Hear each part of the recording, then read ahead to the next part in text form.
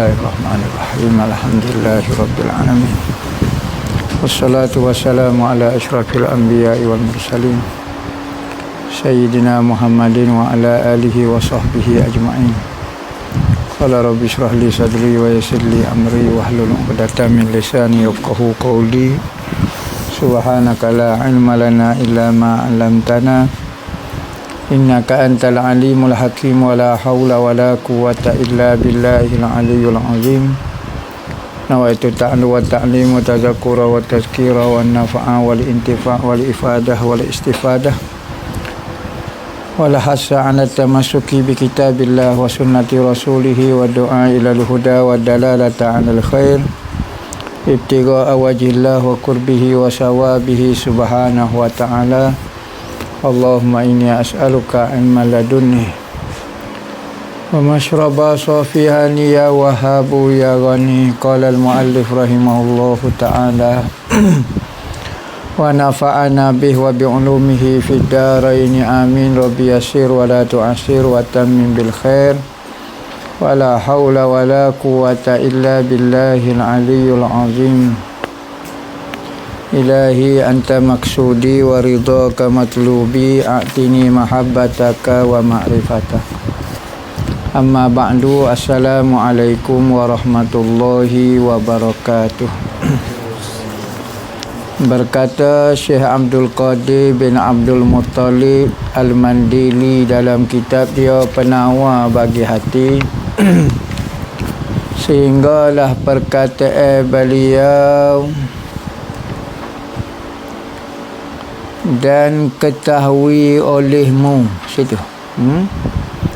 dan ketahui olehmu bahawasanya syukur itu berhimpun ia daripada tiga perkara.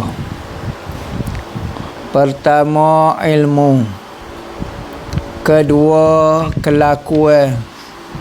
Ketiga, pekerjaan. Adapun ilmu, maka bahawa mengetahui engkau akan bahawasanya segala nikmat itu daripada Allah Ta'ala, tiada ia daripada yang lain daripadanya daripada Allah. Dan jika melihat engkau akan nikmat itu datang daripada makhluk, maka iaitu sebab jua menzahirkan oleh Allah Ta'ala akan dia kan sebab daripadanya hakikatnya. Secara hakikatnya tiada ada nikmat itu melainkan daripada Allah Ta'ala jua. Syukur-syukur ni terdiri daripada tiga benda. Pertama, kita yakin, kita tahu yang semua nikmat itu mari daripada Allah Ta'ala. Semua kelebihan, semua pemberian adalah anugerah daripada Allah. Sekalipun kita tidak nampak benda itu kerana terlalu kecil, ataupun benda yang biasa kita alami seperti kesihatan, sihat, boleh makan, boleh minum, maka kadang-kadang kita tidak rasa benda tu nikmat, tetapi hakikat dia, ia adalah pemberian daripada Allah. Jadi pertama, nikmat itu pertama kita kena yakin, kena ada ilmu yang Allah Ta'ala lah yang memberinya, berpunca daripada Allah. Demikian lagi engkau hadirkan di dalam hati engkau pada tiap-tiap mendapat engkau akan nikmat. Telah berfirman Allah Ta'ala, wa ma bikum min nikmatin fa minallah. Artinya, dan barang yang ada pada kamu, apa saja yang ada, yang kita miliki, yang kita rasai daripada segala nikmat, maka ia barang saat ni datang daripada Allah Ta'ala. Artinya semua nikmat itu pemberian daripada Allah Ta'ala bagi kamu. So nak suruh bersyukur ni, Lah ni kita dok kecek nak melahirkan hati yang bersyukur dengan Allah Ta'ala. Maka hati yang bersyukur itu pertama dia yakin secara penuhnya semua itu adalah pemberian Allah Ta'ala. Adapun kelakuan, gapo dia pula kelakuan?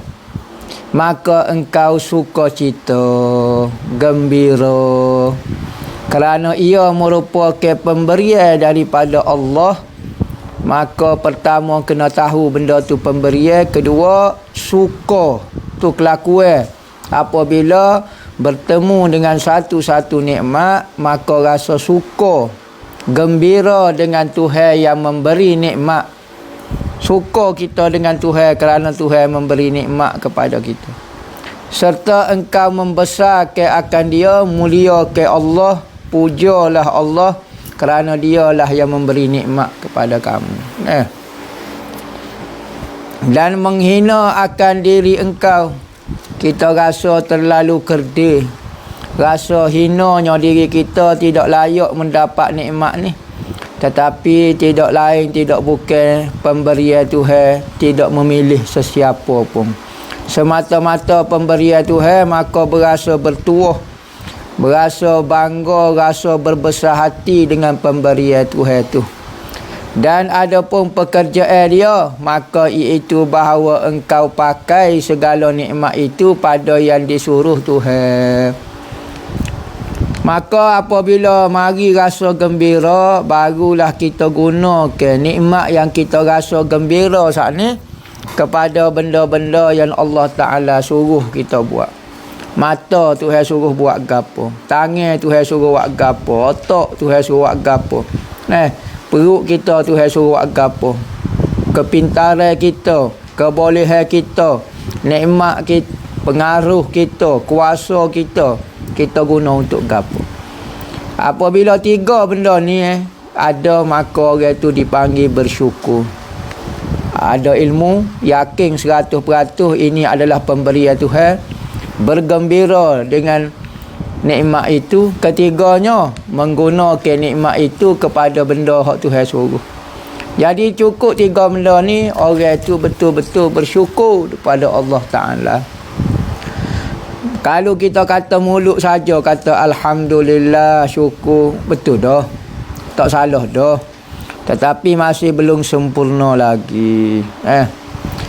Tiada pada yang dilarangnya, jangan guna nikmat hak Tuhan beri walau sedikit pun kepada benda hak Tuhan larang.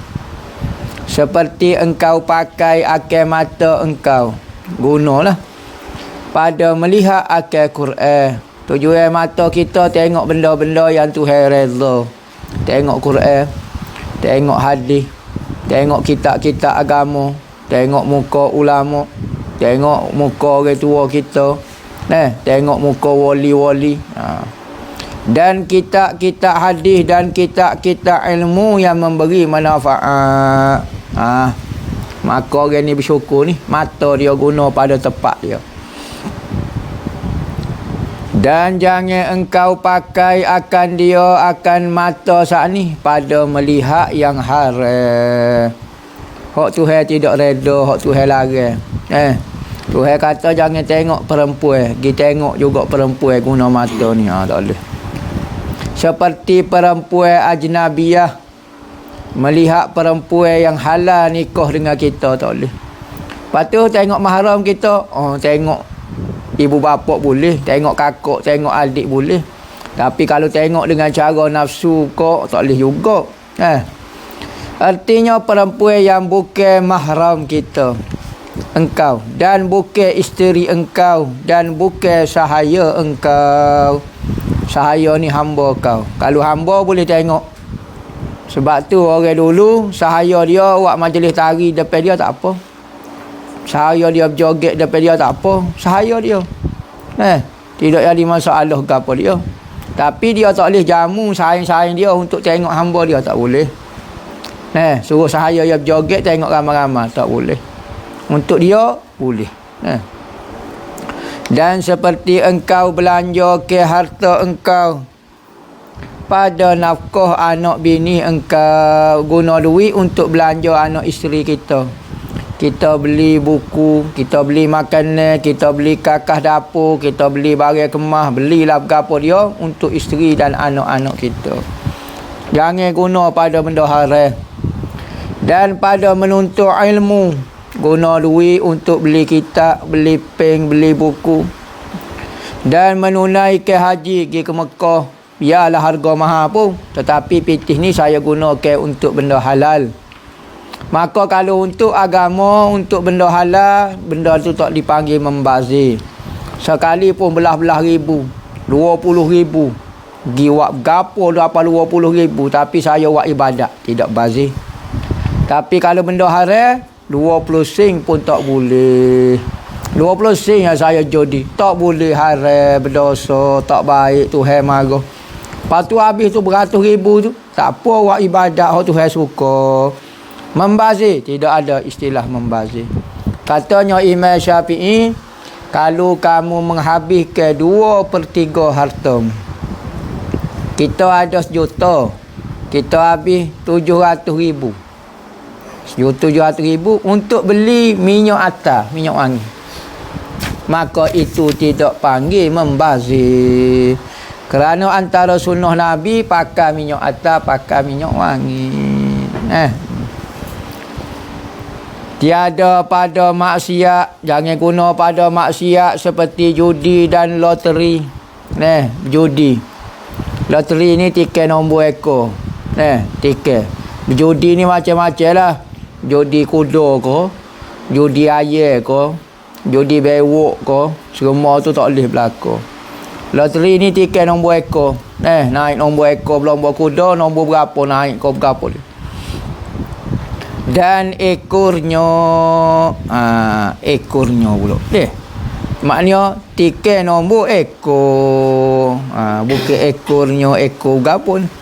Dan meminum arak, wak beli benda haram, wak beli dadah, wak beli ganja, wak beli benda-benda haram, maka hukum dia berdosa. Tapi kalau untuk kebaikan, banyak pun tak apa.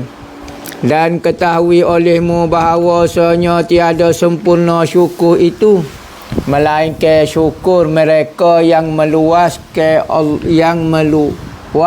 Allah Ta'ala akan adanya. Maka melihat ia pada tiap-tiap sesuatu itu akan hikmah dan rahsia, dan yang kasih Allah Ta'ala padanya, maka mengerjakan ia akan dia. Dan bermula mereka yang tiada melihat ia akan dia, maka mendapat maka hendaklah melazimkan ia akan mengikut sunnah Nabi sallallahu alaihi wasallam, kerana di dalamnya beberapa hikmah dan rahsia, sekalipun tiada mengetahui kita akan dia. Sebut dah. Asalnya semua pemberian itu adalah nikmat daripada Tuhan. Satu benda yang kita suka, yang kita tidak suka, tetapi benda itu diberi oleh kekasih kita, orang yang sangat kita sayang, orang yang sangat kita puja. Maka sekalipun pemberian itu kita tak suka, kita akan menghargai dia dan kita akan belajar menyukai dia. Maka apabila semua benda itu mari daripada Allah, maka kita akan belajar untuk suka segala pemberian Tuhan. Maka hak ni kita tak boleh nak pujuk orang. Ada orang tak sampai peringkat lagu tu lagi, maka dia boleh melihat hak ni nikmat, hak ni bukan nikmat. Tapi bagi orang yang melihat semua itu nikmat, kerana dia adalah anugerah Tuhan, maka dia akan belajar menghargai pemberian Tuhan. Sekalipun dia tak tahu bapa Tuhan wi aku lagu ni, aku tak faham. Bapa aku jadi bodoh, bapa aku jadi miskin, bapa aku jadi gapo, aku tak faham gapo dia maksud Tuhan. Tetapi ia adalah anugerah daripada Tuhan, maka aku nak belajar untuk aku bersyukur juga dengan Tuhan, dengan semua pemberian dia, sama ada pemberian itu aku rasa dia nikmat atau bukan nikmat. Tapi aku nak belajar juga, kerana ia adalah pemberian Tuhanku. Dan bahawasanya mereka yang mengerjakan maksiat itu dan bahawasanya mereka yang mengerjakan maksiat itu telah kufur, ia akan beberapa banyak daripada nikmat Allah Ta'ala. Kufur nikmat ni panggil, bukan kufur tak iktiraf Tuhan. Kufur nikmat ni dia tidak nampak benda tu nikmat, dan dia menutup. Kafarah ni maksud dia tutup, gali. Kita pun benda, kita pun kambuh. Itu dipanggil kafar. Kafar tu menutup satu benda. Benda tu nikmat tapi kita tutup, tak nampak, seolah-olah benda tu bukan nikmat daripada Allah Ta'ala. Maka orang ni dipanggil kufur nikmat. Antara cara kufur nikmat adalah orang tu menggunakan anggota dia ataupun nikmat dia bukan kepada tempat dia. Maknanya orang tu seolah-olah menafikan nikmat itu daripada Tuhan. Sekalipun maksiat itu dosa kecil, seperti orang yang melihat kepada perempuan ajnabi, berarti dia telah kufur nikmat mata dia. Tidak bersyukur dia. Kufur ni lawan dia syukur. Yakni tidak bersyukur dengan nikmat mata dia. Maka telah kufur ia akan nikmat mata. Yakni tidak bersyukur dah dia dengan nikmat mata. Patut guna, patut hargai, patut dan telah kufurlah ia akan nikmat cahaya matahari. Macam-macam lah. Nikmat macam-macam. Cahaya matahari, nikmat mata, nikmat boleh kelih. Dan telah kufur ia akan segala nikmat yang tiada sempurna melihat melainkan dengan dia. Kadang-kadang satu nikmat kita rasa kita salah di mata saja dok. Kita boleh tengok ni banyak unsur. Pertamanya cahaya matahari menyebabkan kita boleh tengok. Kedua, mata, nikmat goni, nikmat pemandangan, nikmat pokok, nikmat gapo. Kadang-kadang kerana satu benda tapi jadi banyak pula kita kufur. Benda hak berkait dengan dia seperti matanya dan matahari dan langit. Kait berlaku hari. Kerana tiada sempurna melihat melainkan dengan mata, dan tiada sempurna matahari dan cahayanya melainkan dengan langit. Habis jadi kupu. Kita rasa salah guna mata ya. Apa banyak benda lagi kita salah. Sebab tu kesilapan itu, katanya ulama, satu kesalahan seolah-olah membuka kepada pintu kesalahan lain. Sebab tu jangan ajar buat salah. Buat salah seolah-olah kita buka pintu. Maka apabila orang tanya, kita terpaksa menipu pula. Pintu kedua pula. Lepas tu menipu tak mengaku, marah ke orang pula. Buka pintu ketiga pula. Buka. Katanya Nabi, satu maksiat itu adalah satu pintu kepada pintu maksiat lain. Akhir sekali buka adalah pintu neraka. Begitu juga kalau kita nak jadi baik. So, pintu kita nak jadi baik, maka kita akan usaha. Kita akan kecek jujur. Buka. Maka akhir sekali bertemu dengan syurga Tuhan. Maka satu pintu daripada kebaikan itu membawa kepada membuka kepada pintu-pintu lain. Sesiapa yang bersungguh-sungguh bermujahadah, lanahdiyannahum subulana, kami akan tunjuk kepada mereka jalan-jalan. Siapa dia yang bersungguh sekali saja, tapi jalan-jalan kami tunjuk. Subulana jamak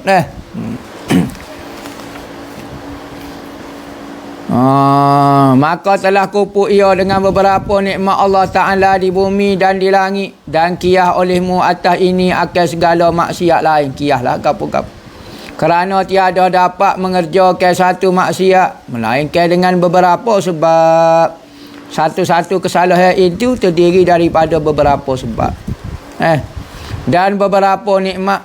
Kadang-kadang saya rasa saya buat salah satu kesalahan. Apa? Satu kesalahan ini terdiri daripada banyak kesalahan. Kesalahan orang ni. Saya silap sekali ya saya buat. Tapi saya terpaksa menipu orang ni. Saya terpaksa sakit tiar orang ni. Banyak dah pula. Ingat ya. Berupanya banyak pula. Yang melazimkan oleh ada semuanya akan menjadi langit dan bumi.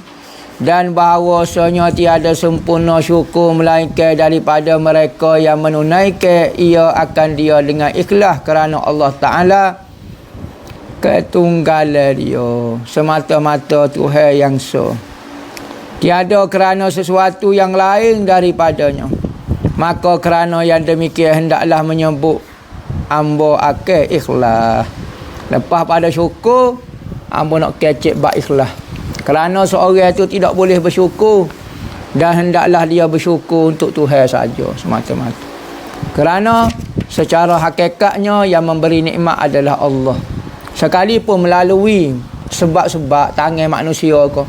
Bapa awak jadi alim? Sebab guru saya mengajar saya. Maka bersyukurlah kepada Allah kerana buatmu jadi orang alim. Tetapi Tuhan Nabi Muhammad mengajar untuk kita berterima kasih juga kepada makhluk. Kerana apa? Kerana dengan kita berterima kasih kepada makhluk, sebenarnya adalah kita berterima kasih kepada Tuhan. Kerana makhluk tu Tuhan yang buat dia. Man lam yashkurin nas lam yashkurillah. Siapa dia yang tidak reti, tidak pandai berterima kasih dengan makhluk, berarti dia tak pandai juga berterima kasih dengan Tuhan. Maka sebab itulah kita bersyukur dengan nikmat Nabi Muhammad. Kerana Nabi Muhammad lah, dengan sebab dia kita mendapat hidayah. Tuhan nak beri hidayah, ya boleh tanpa Nabi Muhammad, ya. Tetapi sekarang berlakunya Nabi Muhammad lah sebagai sebab kepada untuk dapat hidayah kita. Maka wajib bagi kita menghargai, berterima kasih kepada Nabi Muhammad. Kalaulah tidak ada Nabi Muhammad, merupakan wa ma arsalnaka illa rahmatan lil alamin, rahmat kasih saya Tuhan. Maka dengan rahmat dan kasih saya Tuhan inilah, yakni Nabi Muhammad, kita boleh masuk syurga. Tidak akan masuk seseorang ke dalam syurga kecuali dengan rahmat. Apa maksud rahmat? Dengan Nabi Muhammad, dengan kasih sayang dia. Kasih sayang Allah Ta'ala dijelmakan menjadi Nabi Muhammad. Maka Nabi Muhammad itulah rahmatnya. Betul lah, kalau tak ada Nabi Muhammad, tak boleh masuk syurga kita. Rahmat itu, kasih sayang Tuhan itu benda tak nampak. Sifat Tuhan, penyayang, Ar-Rahman, Ar-Rahim, penyayang dia. Maka dijelmakan rahim dia dengan rahmat Tuhan, yakni Nabi Muhammad. Ikutlah Nabi Muhammad, nescaya kita akan disayangi oleh Allah Ta'ala. Bab yang ke-6 pada menyatakan ikhlas. Wallahu a'lam. Banyak dah kita mengaji tapi nak beramal tu. Usaha agak sikit-sikit. Time belajar ni amal selalu. Malam ni belajar bab bersyukur, belajar amal lalu bersyukur. Jangan tunggu mengaji 2-3 bab baru nak beramal. Nyanyolah. 2-3 kat. Jadi penat pula. Jadi ajar dah, bersyukur dah, maka mudah.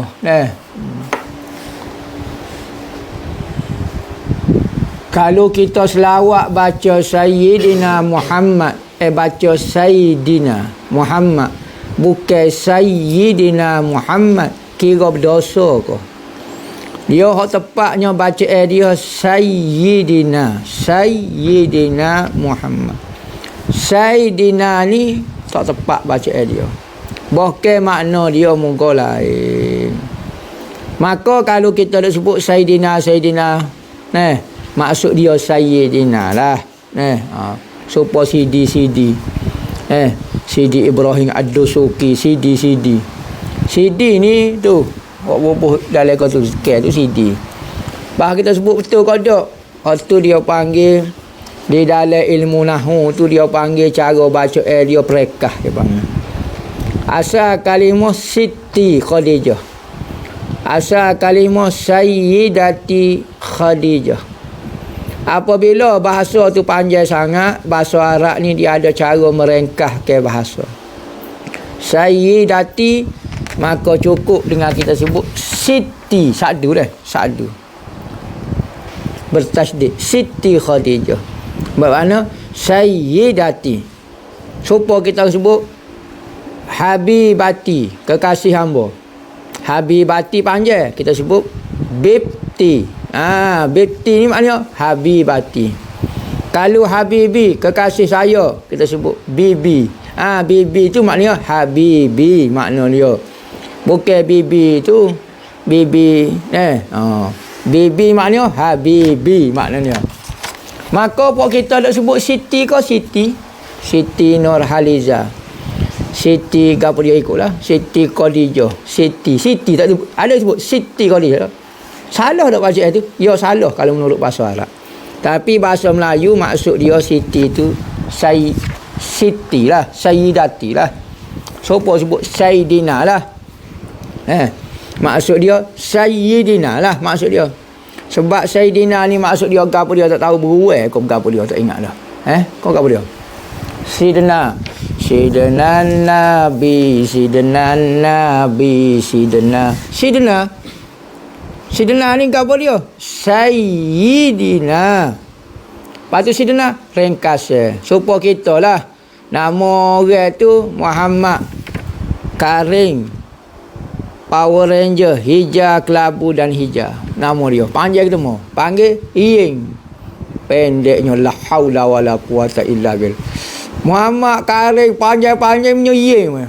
Ada bunyi Iying boleh? Iying nama. Iying mana Iying? Iying la haula panjang-panjang. Kalau tempat kita kalau di Jawa Tok Said dia panggil Yik nak gimana tu Yik maknanya Said. Bukan Yik. Dia nama jadi benda ni ringkasan bahasa dah. Gitulah. Berdosa tu tertidur.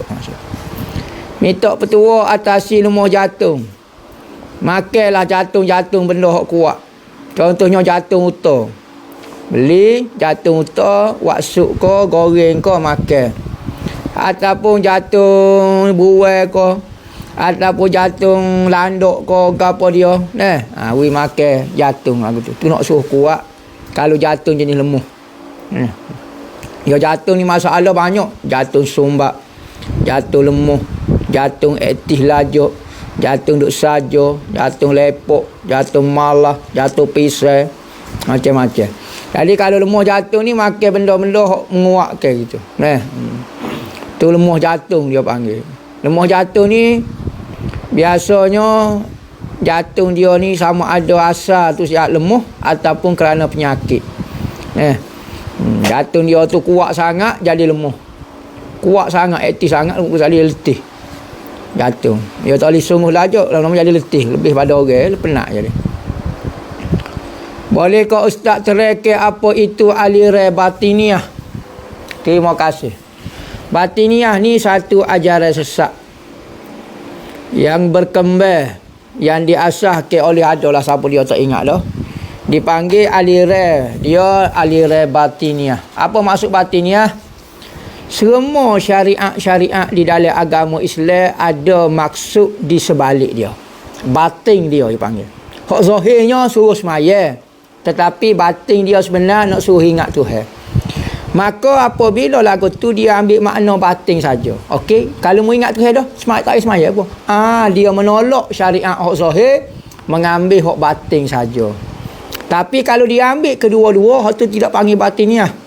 Dia ambil semaya pun dia ambil, ingat Tuhan pun dia ambil. Hak tu bagus. Puasa ni sebenarnya apa dia puasa? Menahan diri daripada ikut hawa nafsu. Berarti kalau mu tak ikut hawa nafsu, tak payah puasa, tak apa. Dia ambil lagu tu pula.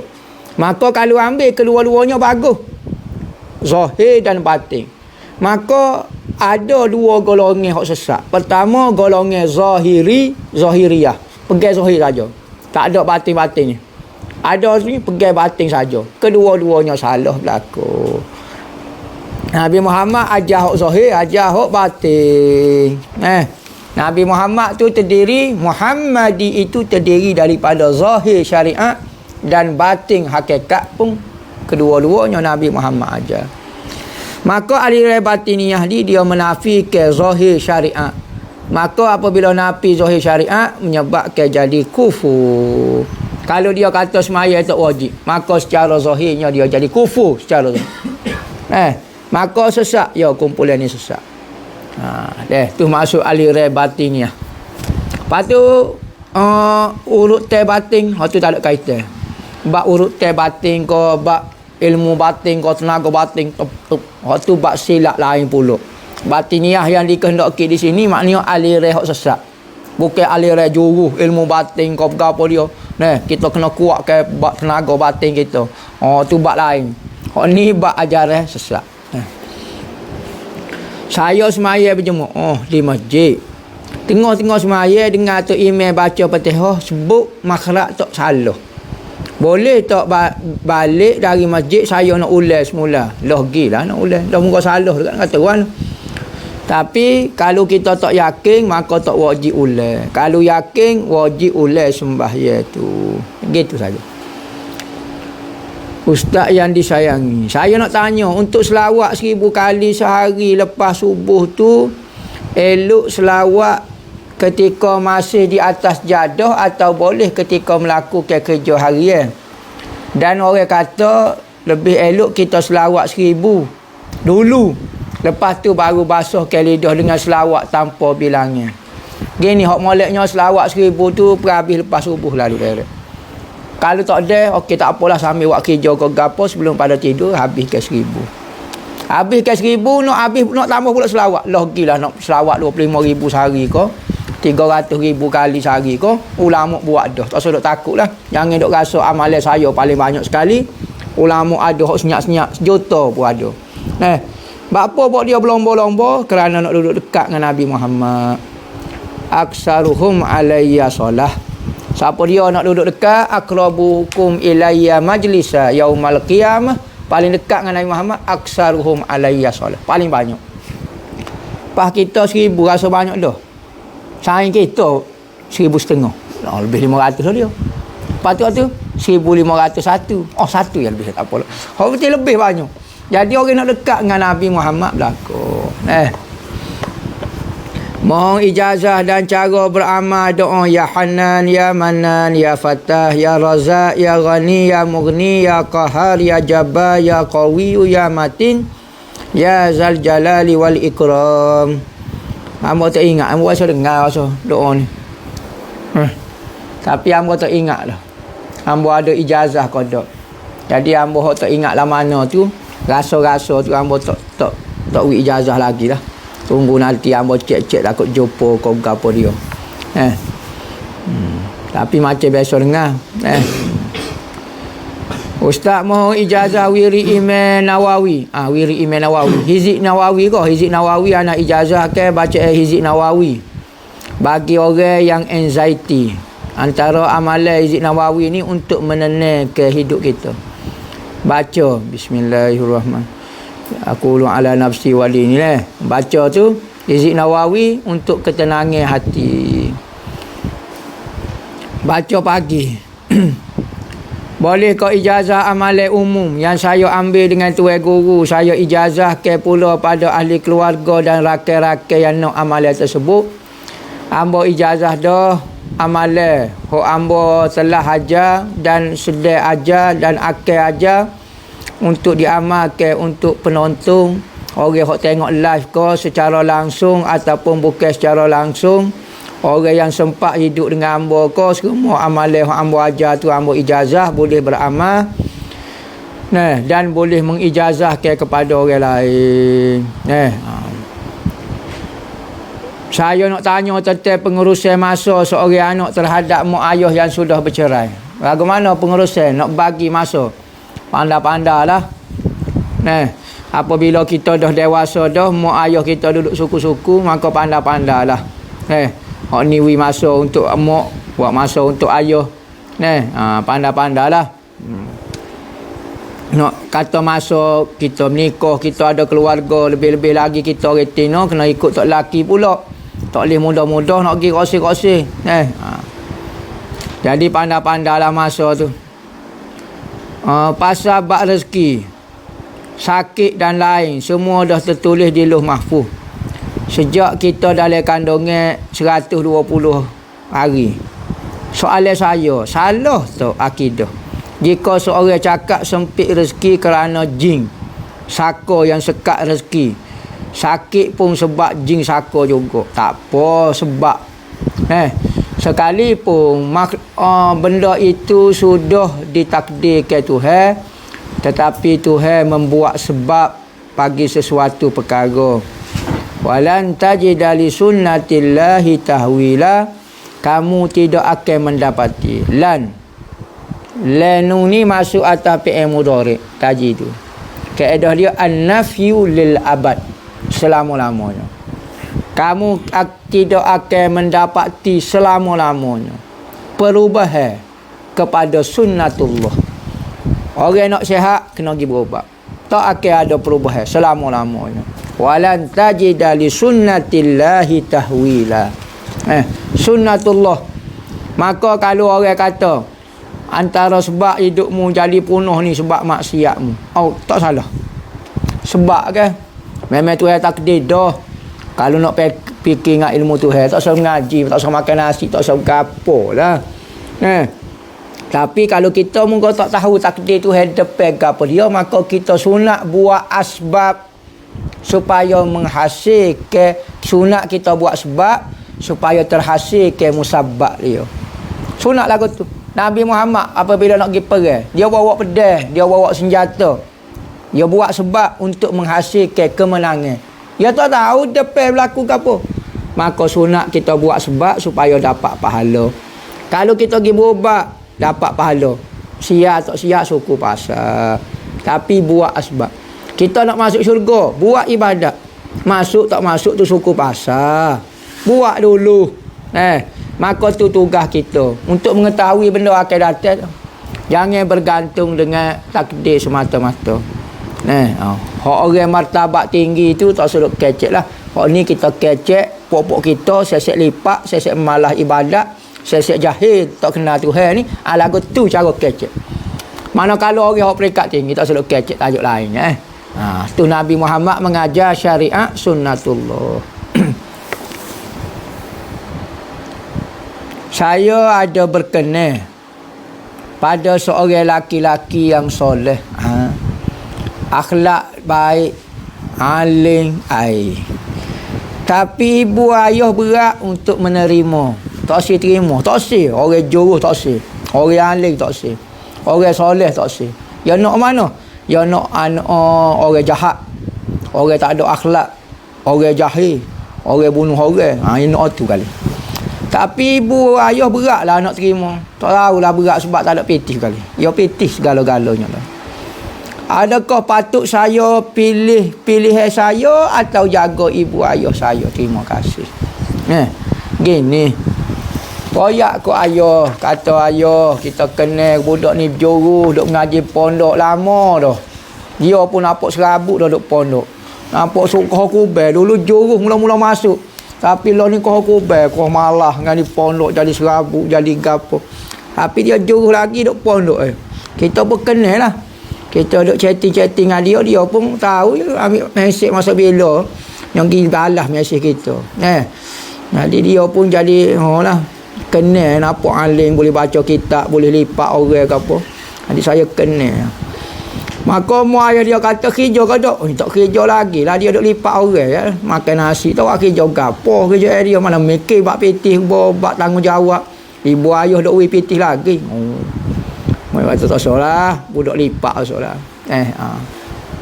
Ni kata budak juru, lagu mana? Dia nak pilih hak dia ke gapo dia? Pertama kecek molek dulu dengan mak ayah. Royak pilihan kita sebab-sebab dia.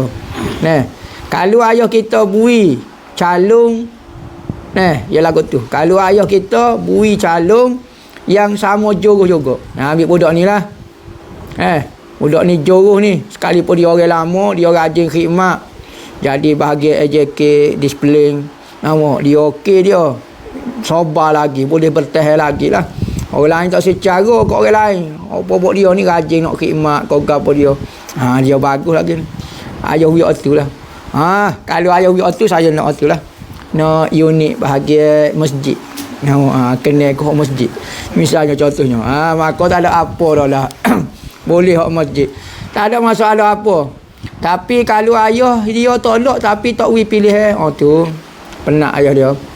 Yang gini sebenarnya dalam bab berkahwin, kalulah seorang anak perempuan memberitahu kepada ayah dia lah wali dia mak dia bahagia buah ya, mak dia masalah sebenarnya.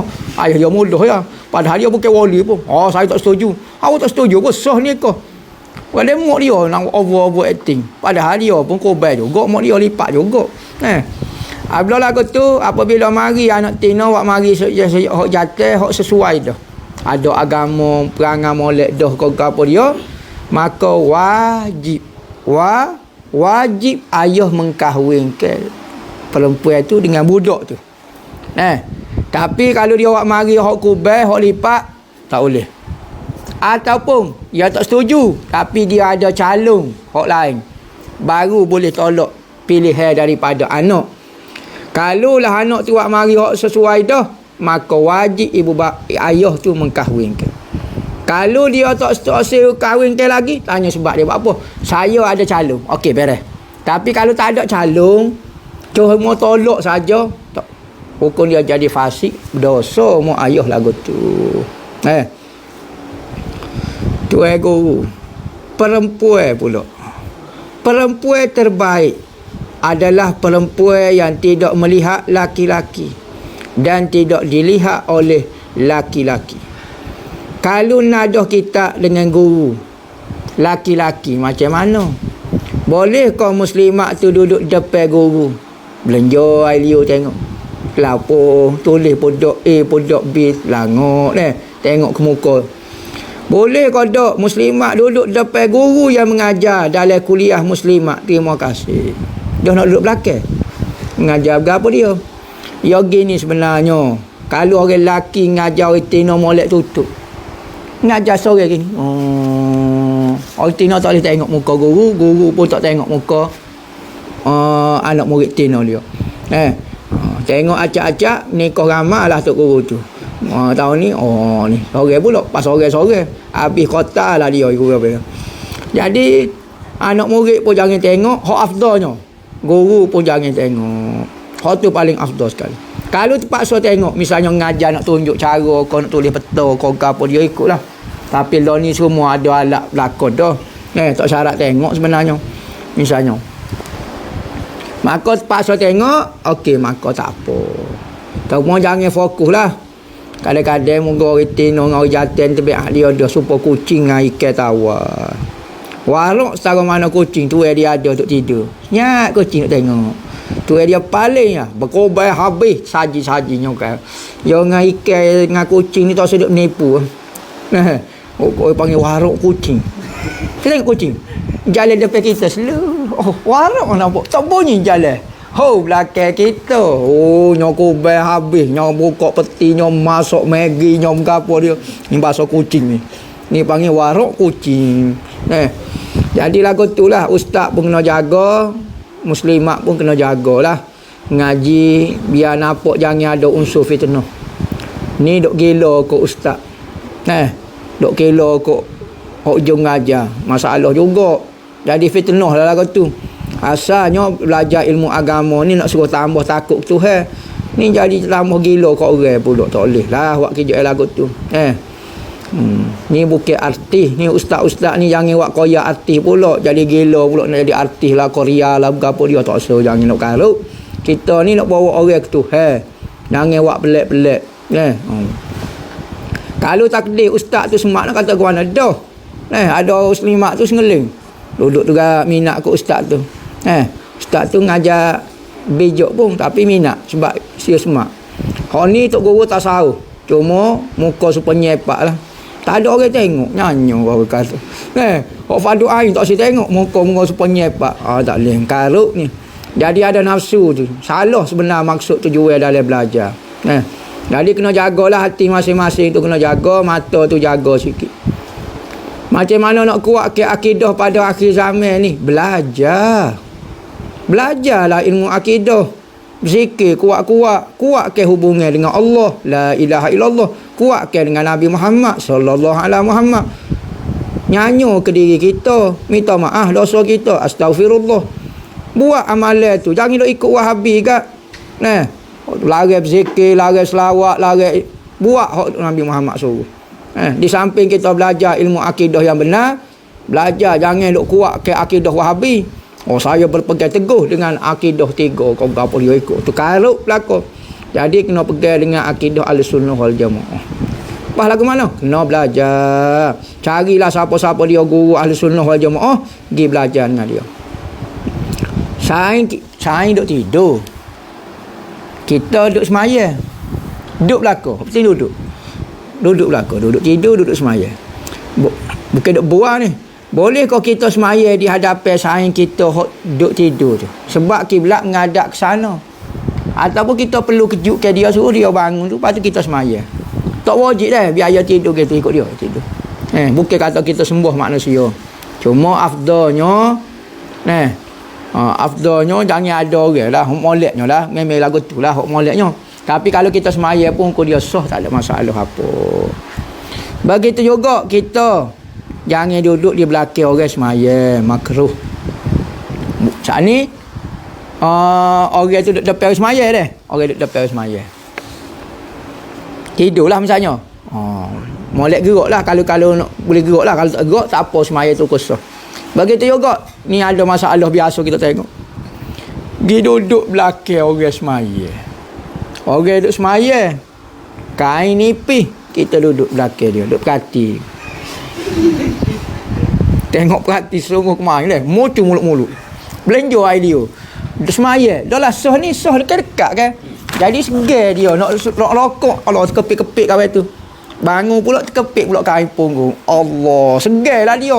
Sujud pula peluh, lekat pula. La haula wala quwata. Jadi air dah. Jangan duduk dekat. Jangan duduk belakang orang semaya. Jangan buat tolu lagu tu. Orang semaya hukum dia. Saya tengok banyak masjid-masjid pasal skrin LED bergeruk di hadapan dinding lah atau mihrab. Masalahnya, masalah. Saya selalu terpandai pada skrin tu ketika solat.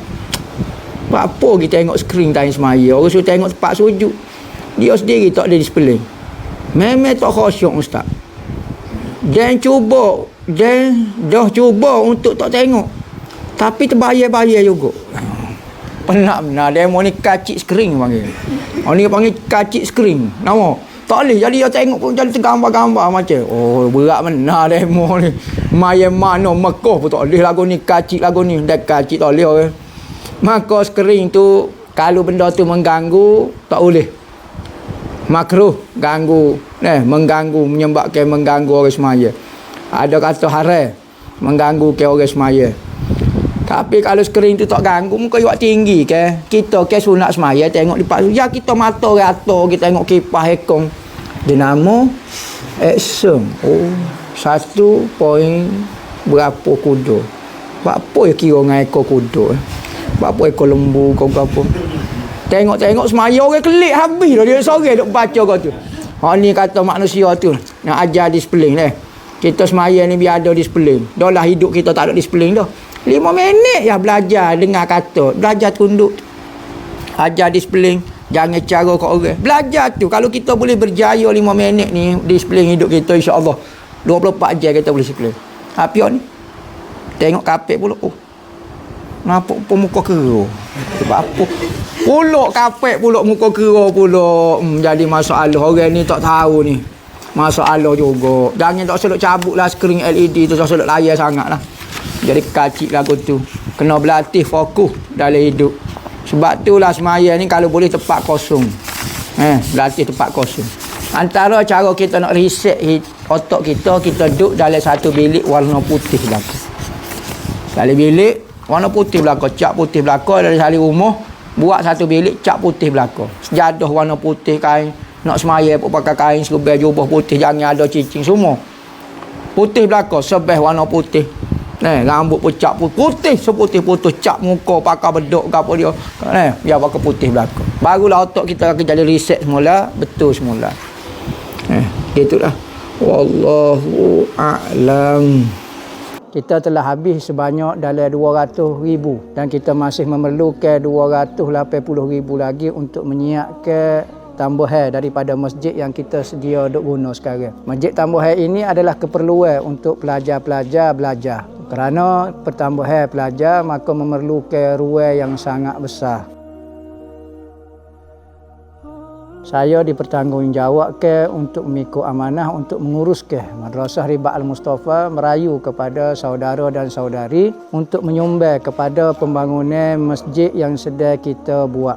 Maka saya berharaplah sebagaimana Allah Subhanahu Wa Taala menyebut di dalam Al-Quran, sesiapa yang ingin memberi pinjam kepada Allah Subhanahu Wa Taala. Allah Taala menggunakan perkataan Allah Taala nak meminjam harta kita. Lemah lembutnya Allah Taala untuk mengambil harta seseorang. Jadi saya lebih-lebih lagi merayu kepada muslimin dan muslimat untuk menyumbang bersama-sama menjadi pahala kebajikan amal jariah yang berpanjangan sehingga di dalam kubur kita dan hari akhirat. Mudah-mudahan Allah Ta'ala saja yang akan membalas hasil usaha amalan kita semua di akhirat nanti, iaitu syurga Allah Subhanahu Wa Ta'ala. Wa sallallahu ala sayyidina Muhammadin wa ala alihi wasallam walhamdulillahi rabbil alamin.